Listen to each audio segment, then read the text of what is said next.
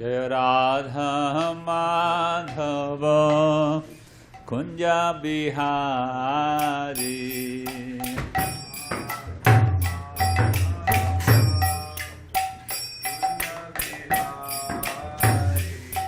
Jaya Radha Madhava Kunja Bihari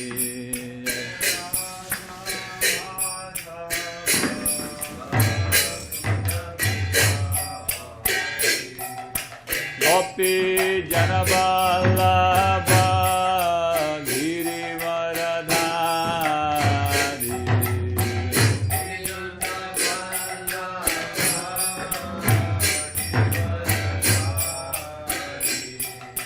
Gopi Janavallabha Girivaradhari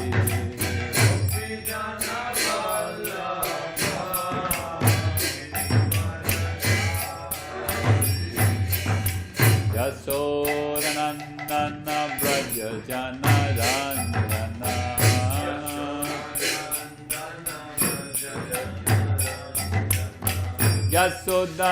Yasodanandana Braja Janaranjana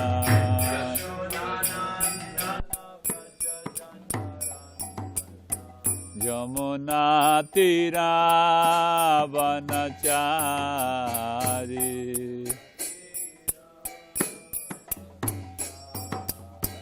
Yamuna Tira Vanachari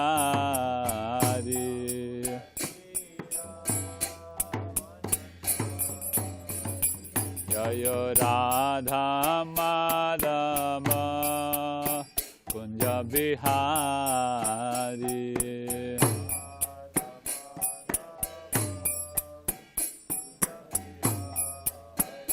Jaya Radha Madhava Kunja Bihari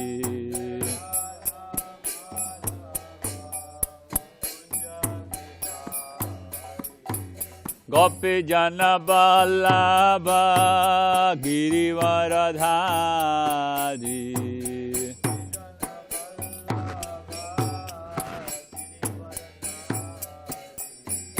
Gopi Janavallabha Girivaradhari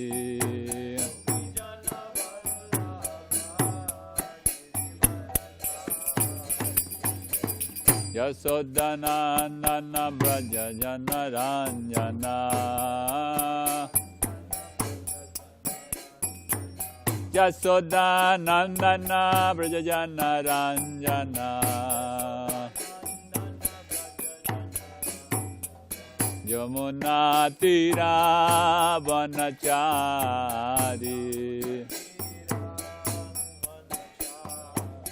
Yamuna Tira Vanachari Jaya Radha Madhava Kunja Bihari Nava Kunja Bihari Jaya Radha Madhava Kunja Bihari Radha Madhava Kunja Bihari Gopi Janavallabha Girivaradhari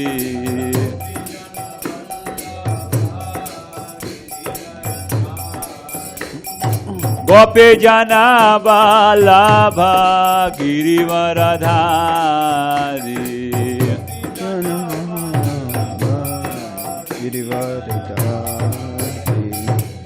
Yasodanandana Braja Janaranjana Yasodanandana Braja Janaranjana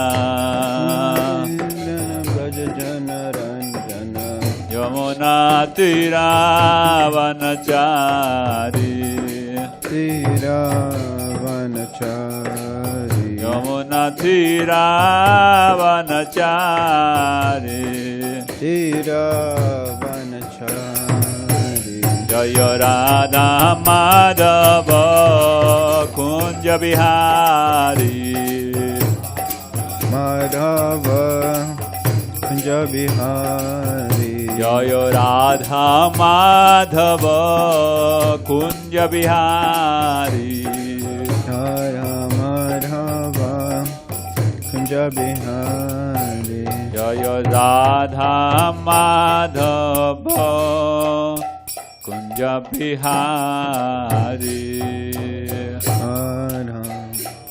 Madhava Kunja Bihari. Thank you, Ramapachi. Jai Om Vishnu Pad Paramahamsa Pravikacharya Ashtotar Shri Srimad A.C. Bhakti Vedanta Swami Maharaj Prabhupada Ki Jai. ISKCON Founder Charya Srila Prabhupada Ki Jai. Jai Om Vishnu Pad Paramahamsa Pravikacharya Ashtotar Shri Srimad Bhakti Siddhanta Saraswati Goswami Maharaj Prabhupada Ki Jai.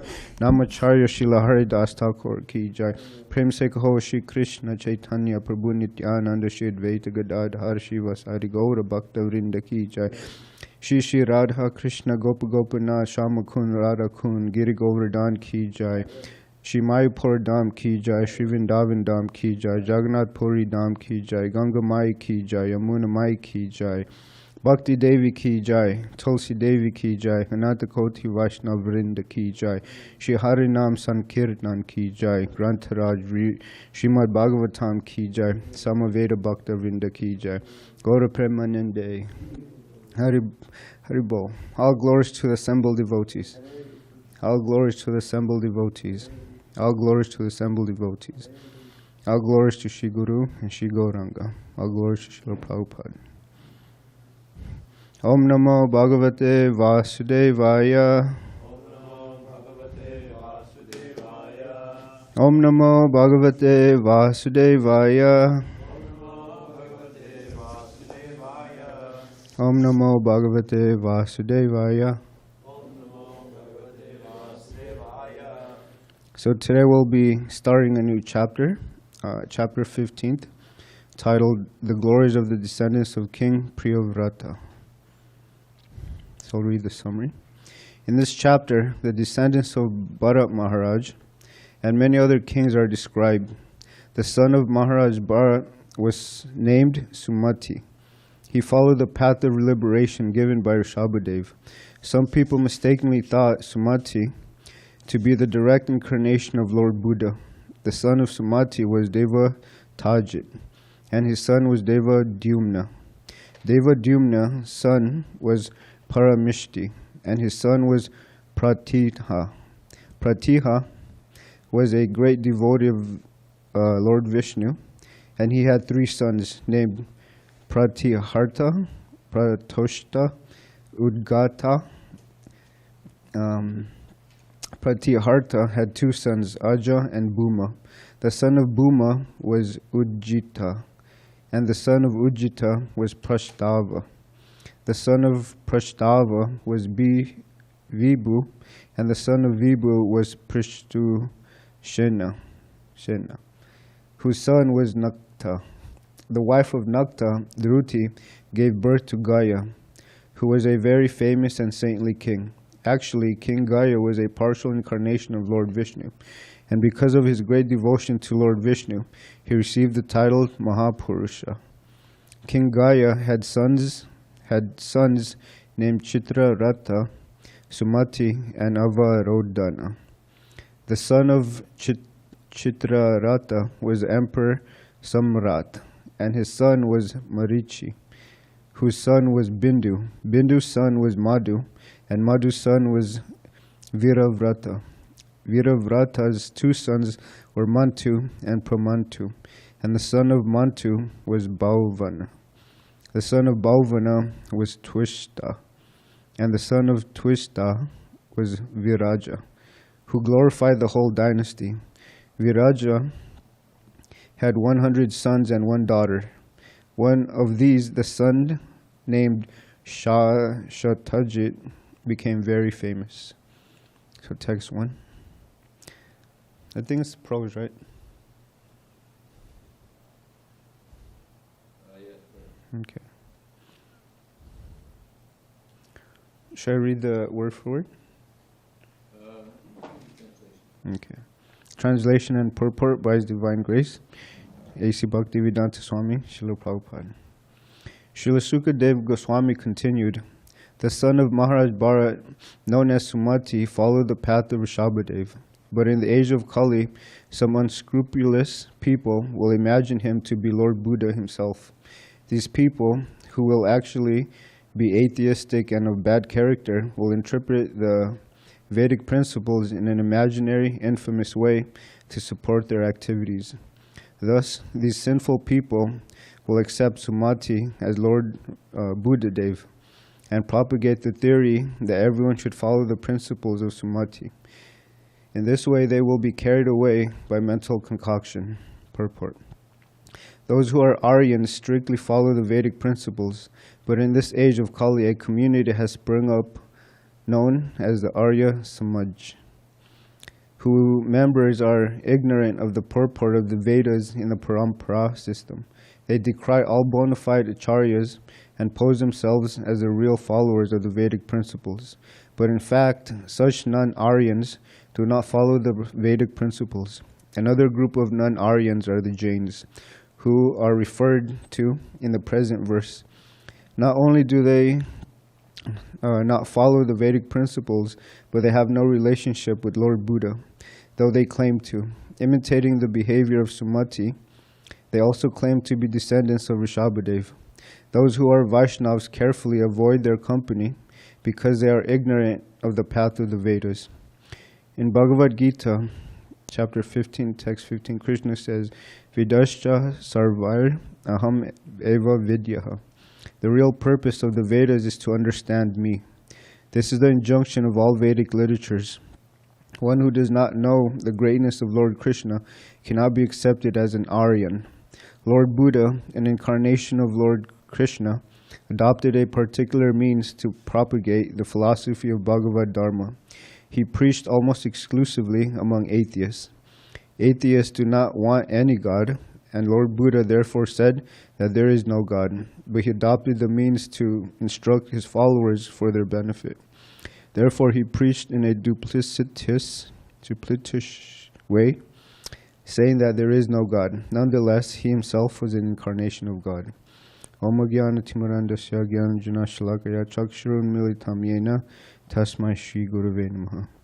I was born in the darkest of ignorance, but my spiritual master opened my eyes with the torchlight of knowledge. I offer my respectful obeisances and all members of Shri Parampara. So I'll read the translation again. Srila Sukadev Goswami continued, the son of Maharaj Bharat, known as Sumati, followed the path of Rishabhadev. But in the age of Kali, some unscrupulous people will imagine him to be Lord Buddha himself. These people, who will actually be atheistic and of bad character, will interpret the Vedic principles in an imaginary, infamous way to support their activities. Thus, these sinful people will accept Sumati as Lord Buddhadev and propagate the theory that everyone should follow the principles of Sumati. In this way, they will be carried away by mental concoction. So, before Amoga Leela and myself were initiated and we put on saffron, Damodar Kumar, he had invited us to go to the Long Beach Saturday program. And Tukaram Prabhu was to give the talk. So we were there with our white dhoti, white kurta, and a white mask for the COVID guidelines. And when we met Tukaram, he said, "You look like a bunch of Jains." Remember that? And so I started wondering, what is a Jain? So I looked it up, and they looked exactly like how we looked, all white, and they wore a face mask. So the introduction made me think of a story of Srila Prabhupada. In India, Srila Prabhupada, he would be invited to home programs. He would give lectures there, and sometimes these people were very pious and became devotees due to such contact with Srila Prabhupada. But some of them, they wanted material blessings. They wanted health, they wanted prosperity in return for hosting a sadhu and his followers. On one occasion, Srila Prabhupada, along with his 20 devotees, was sitting in a man's living room while the man introduced each member of his family. "This is my wife," said the man, and his wife came forward. "And this is my older son, and this is my daughter, and this is my younger son." So each came forward, bowing down and with folded hands, and Prabhupada just nodded. He said, "Okay." And so the man continued, "This is the husband of my daughter, and these are their children." And they never say, "This is my son who is a follower of Sri Chaitanya Mahaprabhu. This is my son who wants to be a great pure devotee of Krishna, the Supreme Personality of Godhead." No, instead they will proudly mention, "He is a doctor, he is an engineer, he is a lawyer, he is a scientist." But it's rare to hear that they have a son who is interested in spiritual life. So when everyone was introduced and they departed, Srila Prabhupada spoke quietly to his disciples. He says, "This is my sex life." So the man he was introducing, this is my son, this is my son's wife, and so it just means the extended family. And on book distribution, you see a lot of different people, different types of families. In La Jolla, I saw a family that had 7 kids. The mother and the father, and they had 7 kids. That was a big family. So I did a little research. So for a 4-year out-of-state public college, it costs $173,000 for tuition. And so I did the calculation. To put those 7 kids through college equals to $12.5 million. So they sometimes, if they don't have this money, they can take loans, some payment programs, but nonetheless, it is a lot of money. So raising kids is also very expensive. And there is still the risk of not graduating or finding a career. Stress, anxiety, worries can arise. So I was doing another quick research, and it said that every 40 seconds, someone commits suicide. So I started using this in my preaching in Sankirtan. I told them, "Hey, do you want to hear something interesting?" They'll say, "Yeah, sure." So I told them every 40 seconds, someone takes their own life. So I told them this person, he believes that the problems in his life is so great that he cannot find a mean or solution except ending his own life. So I tell them, you hook them by asking a question. So I asked them, if one of your best friends came to you and said, "I'm suffering from depression and suicide," how would you help them? And most of these people, they don't know how to answer it. They're so self-centered. They tell me, go look for a psychiatrist or go for therapy. But I tell them, what if they're moments away from taking their life? So they say they're speechless. So I tell them, you give these books to him.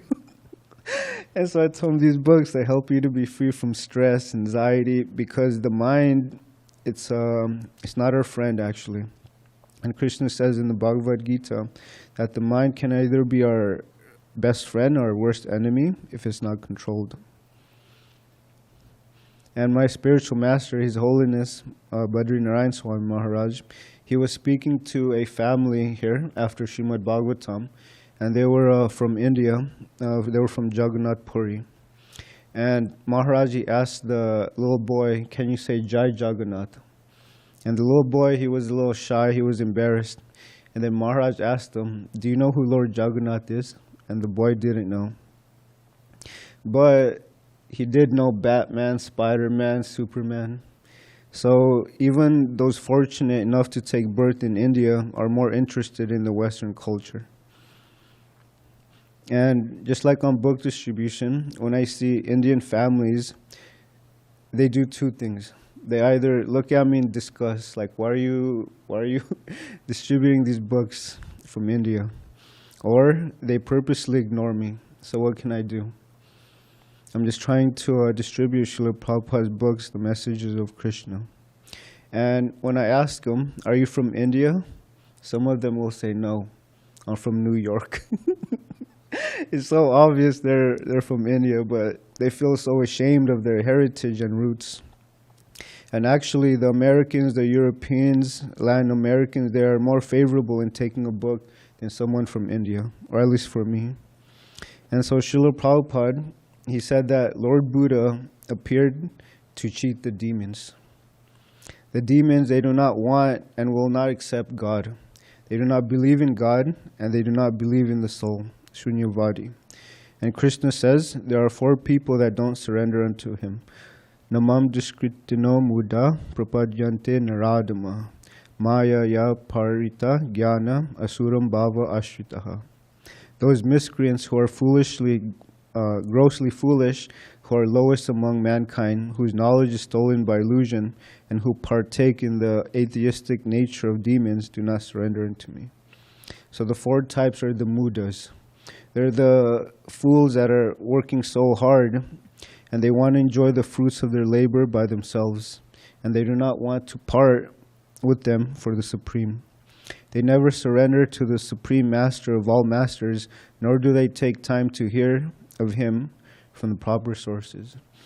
There was a family, and I stopped the mother, and I gave her a pamphlet, so she stopped. And I asked her, I have very nice books that'll help your family. Would you like to give it a chance? And she said, I don't have time to read. I don't even have time to think about stress.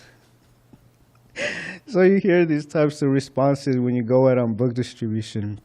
They are too busy with family life, thinking that it is the all-in-all goal of life. And another class of duskriti, or miscreant, is called the naradama, or the lowest of mankind.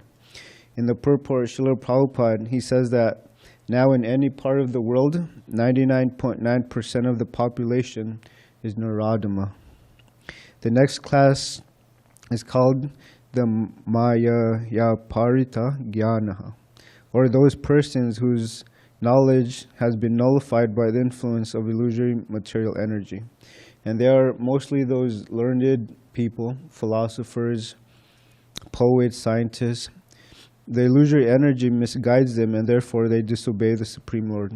And in the Bhagavad-gita, it's very clear that Krishna is the Supreme Personality of Godhead.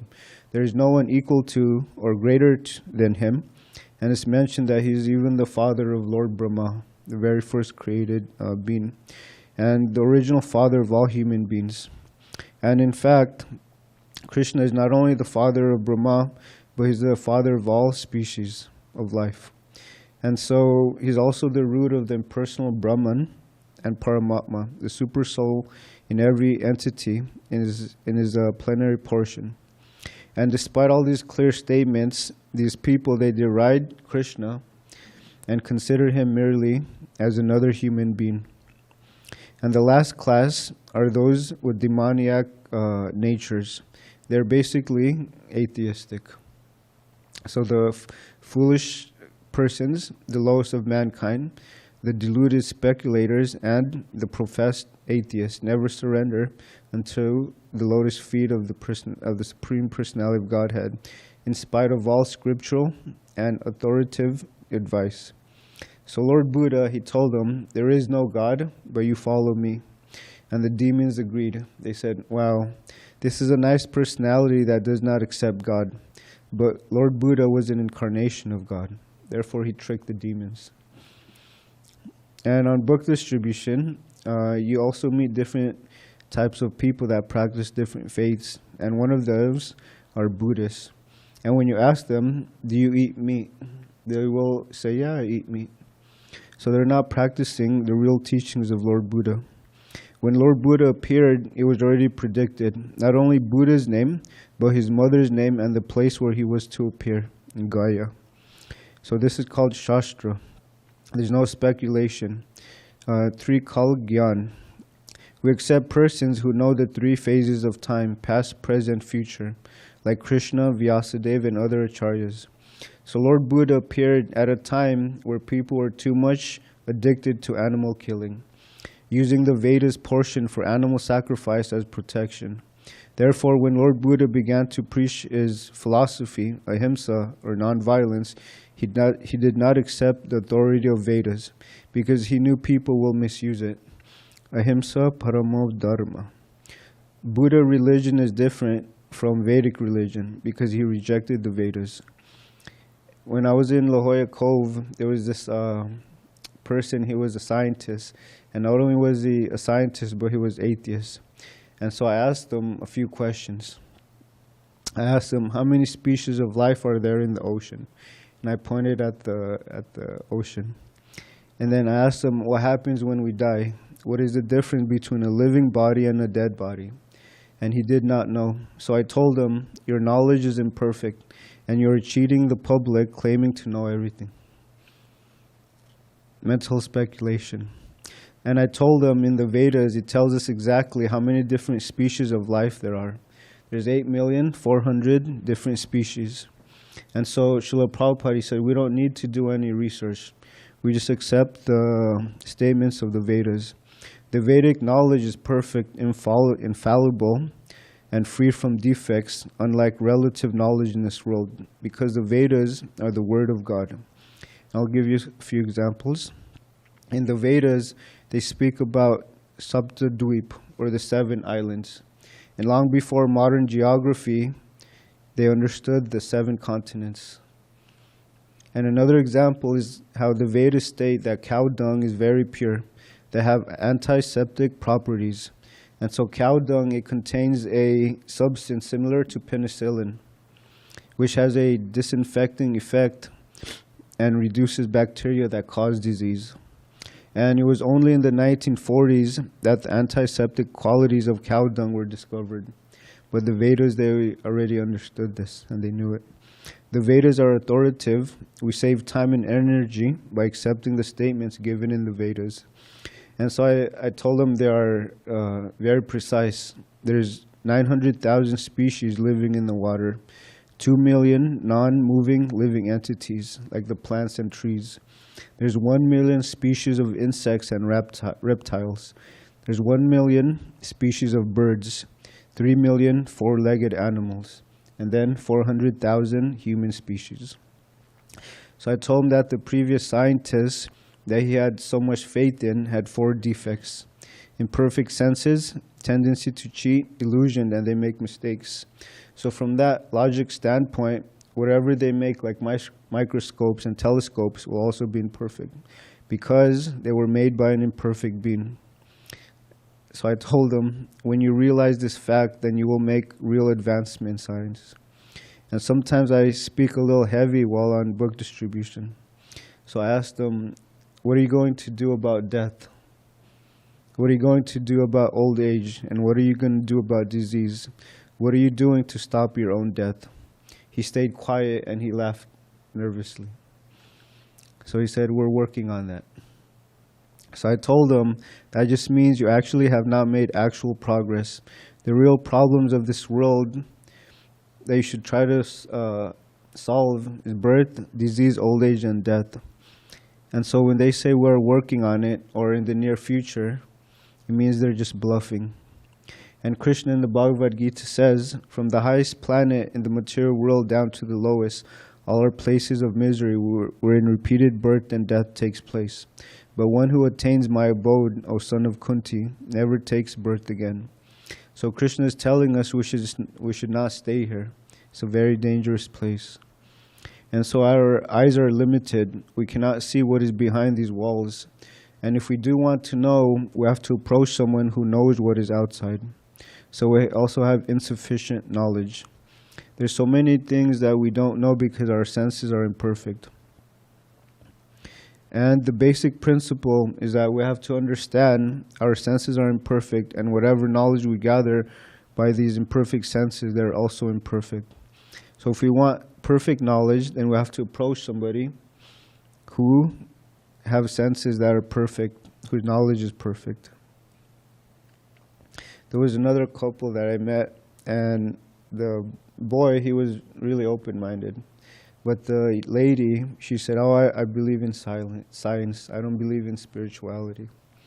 So I asked the boy, him, what does theory mean? And he said, proposed ideas. So I looked at the girl and I said, you hear that? Theory means proposed ideas, which mean mental speculation. So I told him that truth cannot be made up, but truth is always existing. And so These scientists are misleading the public, and we're illusioned and we make mistakes. Our memory is not so good, and as we age, the mind and body becomes more and more incapable. Another mistake that we have is understanding who or what God is. Just like when I was beginning my spiritual life, I had a burning desire to know who and what God looks like. How does He look like? If I'm going to dedicate my life to someone, I would like to know how this person would look like. Because it is natural for a child who has never seen his father to want to know what his father looks like. And just as a child may imagine, maybe my father looks like this, or maybe my father looks like that. So we too speculate about what God must be like. And the famous artist Michelangelo, he painted a picture of what God looks like. So he imagined that God must actually look old with white hair and the features of an old man because he's the original person. So imagination, however, is not reality, but the soul hankers to see the beautiful form of God. And if he cannot do so, his frustration will either conclude there is no such thing as God, or that God has no form at all. And so you can see this. Most people, they have an infatuation for good-looking film stars or models. They adore the bodies of entertainers as if they are sacred. Fans fill their homes with photos of their heroes and constantly think about them and dream of meeting them. But they ignore the fact that the bodies of these stars are all material as ours. Like ours, their bodies eject dirty excrements, become wrinkled with age, and end up deformed and dead in a few years. So instead of worshipping Krishna, who has an eternally youthful and attractive form and experiences everlasting fulfillment, people are adoring false gods. Physically attractive entertainers and sport heroes who can offer only temporary sensory pleasure, and often not even that. So this is actually idol worship. In the Vedic scriptures, they tell us God's name, Krishna, and they describe Him in great detail. So God is a person, and He's called Adi Purusha, the original person. Ishvara Parama Krishna Chid Ananda Vigraha. His personality is eternal. His body does not change like ours. His body is full of bliss, whereas our body is full of misery. His body is full of knowledge, whereas ours is full of ignorance. And He is Ishvara, the controller, whereas we are the controlled. And so Srila Prabhupada says that Buddha appeared 2,600 years ago, the beginning of Kali Yuga. Kali Yuga will exist for 423,000 years, and only 5,000 years have passed. So the Kali Yuga has begun since the death of Maharaj Parikshit. A man dies after it has been decided what form of body he will get in the next life. So I'll tell a few Sankirtan stories. There was a young man that I met 2 days ago in Balboa Park, and he was from London. And he wasn't interested in the set of books, but when I pulled out the Bhagavad-gita, he was curious to know what the book was about. So I told him the Bhagavad-gita was spoken more than 5,000 years ago. It teaches the science of the soul, how to be liberated from the bondage of karma. And then I asked him, have you heard of karma? He said, yeah. So I showed him the pictures. And so I told him that this book has also been acknowledged by major universities like Georgetown, USC, Berkeley, University of Chicago. And this book explains who you are, why is there suffering in the world, and it teaches the art of living as well as the art of dying. And so I asked him to read this translation. Yam yam vapi smaram bhavam tyajit yanti kalivaram tam tami vaiti konteya sada tad bhava bhavitaha. Whatever state of being one remembers when he quits his body, O son of Kunti, that state he will attain without fail. And so he was interested in these types of topics. So I gave him this book, and I asked him, please give it a chance. He happily agreed, and he gave a donation, and he went away. And after I distribute books, I like to see what they do with these books. Do they hold it in their hands? Do they put it in their pocket? Do they put it in their bag? But this young man, this Prabhuji, He was reading the book as he was walking away. So it was nice. And the same day I met this other Mataji. She passed by the table, but I was engaged in another conversation. So I didn't get a chance to speak to her. And after I was done, I was looking around, and the same lady came back to my table. And I asked her, "Hi, do you like to read?" And she said, when I saw the words books, I wanted to see what kind of books you had. And interestingly enough, she said that she had a book, a small book, that she read a few years ago, 2016. And she said at that time she wasn't awake yet. And I asked her, what was that book about? And she said it was about traveling to other planets. And she said it was pretty far out, but so she wasn't ready to read it just yet. And so I pointed at the Easy Journey to Other Planets, and she said, that's the book, that's the book. So I handed it to her, and I told her, actually, we have this nice set. It has 6 different books here. And so I showed her the Bhagavad-gita, and her face lit up, and she said, I've been looking for a Bhagavad-gita. So I told her, get this book, and I highly recommend reading it with your family. So she took the set, and she took this Bhagavad-gita. And she told me that before she was about to get the book, she told her husband, there's a Bhagavad-gita, should I get it? And the husband said, go get it immediately. So that's why she came. She brought a donation, and she got the stack. And when she was walking away, she said something nice. She said, thank you for doing this. And she walked away with a smile. So people are looking for Srila Prabhupada's books. And just like Lord Buddha who cheated the demons, there's a similar story of Srila Prabhupada. There was a devotee named Madhudwish Prabhu, and he was a president of the Bombay ISKCON, and he expressed his dissatisfaction, particularly working with the Indians. So he said that he considered the Indians to be sneaky and tricky. And Srila Prabhupada, he said, I'm an Indian, do you think I'm tricky? And then so the devotee said, no, not you, Srila Prabhupada. And Prabhupada, he said, actually I am tricky, because I have tricked all of you into surrendering to Krishna, and now you're caught and you cannot get away. And I want to read another pastime of Srila Prabhupada. Srila Prabhupada was mentioning how in Mayapur, Bhaktisiddhanta Saraswati Thakur was printing one paper for only a few paisa. Whenever there was a brahmachari who distributed a few copies, Bhaktisiddhanta Saraswati Thakur would become very much pleased. So I'm emphasizing book distribution. It is the better kirtan. It is better than chanting. Of course, chanting should not stop, but book distribution is the best kirtan. And once Srila Prabhupada was speaking to a group of book distributors, and he said how Bhaktivinoda Thakur wanted to build a temple in Mayapur. So Srila Prabhupada said, you will be the cornerstones, said to the book distributors. He said that by distributing books, the temple would be built. So we should go out, distribute as many books as we can, and help Srila Prabhupada's mission.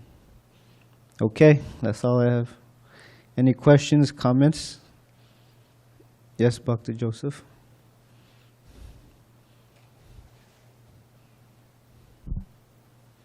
Hare Krishna, you mentioned Buddhas and incarnation, Krishna. I've been Buddhist all my life, and when I was introduced to the temple 5 years ago, I was Buddhist, and so I was thinking all that time I wasted my whole life. Did I, hanging out at the Zen centers? I've spent almost 2 years at a Zen center. And, did I waste my time there? Or?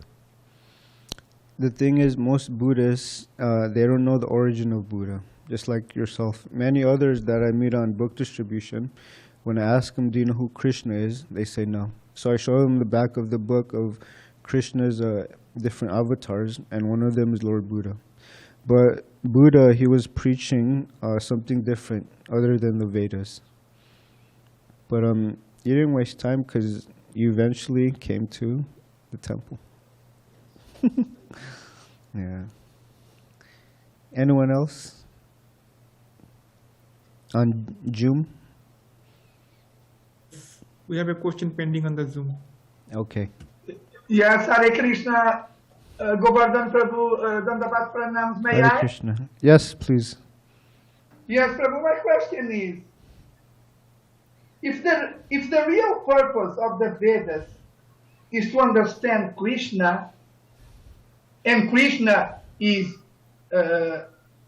only one person, why is it that the Vedic literature is so vast? So I read that before the Vedas were actually spoken by oral reception, and in different yugas, the memory of those, they was very great. They would hear something once and they would remember it. But Srila Vyasadeva, he knew that the condition of the Kali Yugites, meaning us, our memories are not so good. So therefore he had to write the Vedas and he divided them into different sections. And so, but ultimately, like what Mogalila Prabhu was saying the other day, he was dissatisfied with his work. And Narada Muni, his spiritual teacher, told him, because you're not focusing on the pastimes of the Lord, that's why you're dissatisfied. So he asked him to write a specific portion, which is the Srimad Bhagavatam, and that's the ripened fruit of all Vedic literature. Yes? Yes, Govardhan Prabhu, thank you very much. Hare Krishna. Did you have anything to add, Mogal? Yeah, there's something in relation to this. In Vishwanath Chakravarti Thakur's commentary on one verse in the prayers of the personified Vedas, he gives a conversation between one of the personified Vedas and Vishnu. And so one of the Shrutis says, Lord, you don't even know. I forgot how it started, but I think they were saying, we can't go on glorifying you or something like that. But somehow or other it prompted Vishnu to say, no, keep going. And then one of the Shrutis said, not even you know your full glories. Not even you can find the limit of your glory. And Vishnu said, well, how does that make sense? Because I'm supposed to be omniscient. And one of the personified Vedas says, well, yeah, you're omniscient, but the limit of your glories doesn't exist. So just because you're omniscient doesn't mean you know things that don't exist. It doesn't exist anywhere, the limit of your glories. So it's like saying, okay, just because I'm omniscient doesn't mean that I know where a, three-headed lizard, it doesn't exist. It's not a real thing. So omniscience has nothing to do with it. So Krishna's glories are unlimited. Not even he knows the glories, his full glories. So that's why the Vedas are so long, because there's a lot to say about every single aspect of Krishna. Mm-hmm. Yes, Amoga Prabhu, thank you for that. Amazing. Hare Krishna. Hare Krishna. Okay. Grantaraj Srimad Bhagavatam ki jai. Srila Prabhupada ki jai.